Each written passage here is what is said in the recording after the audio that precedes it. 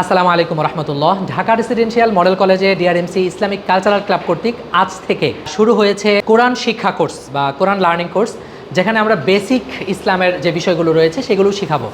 তো সেই জায়গাতে আজকে প্রায় ৩৯ জন শিক্ষার্থীর অংশগ্রহণে এই কোর্সটি শুরু হচ্ছে। আমরা কোর্সের শুরুতেই ঢাকা রেসিডেন্সিয়াল মডেল কলেজের যিনি মান্যবর অধ্যক্ষ স্যার রয়েছেন, brigadier general doctor Mohammad Jaber Hossain sir, তিনি এসেছিলেন। এসে আসলে বাচ্চাদেরকে উৎসাহমূলক কথা বলেছেন।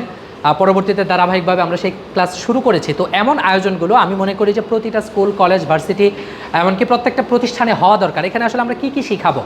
এখানে মৌলিকভাবে শিখাবো হলো কোরআন রিডিং পড়ার যে যোগ্যতা, সেটা আনানোর চেষ্টা আমরা করব।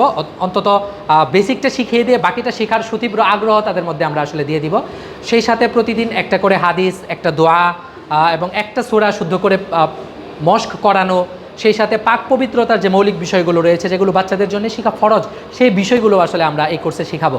তো 15 দিনব্যাপী এই কোর্সে যারা আসলে আমাদের ছাত্ররা অংশগ্রহণ করেছে, এটা অবশ্য ঢাকা রেসিডেন্সিয়াল মডেল কলেজের ছাত্রদের জন্য।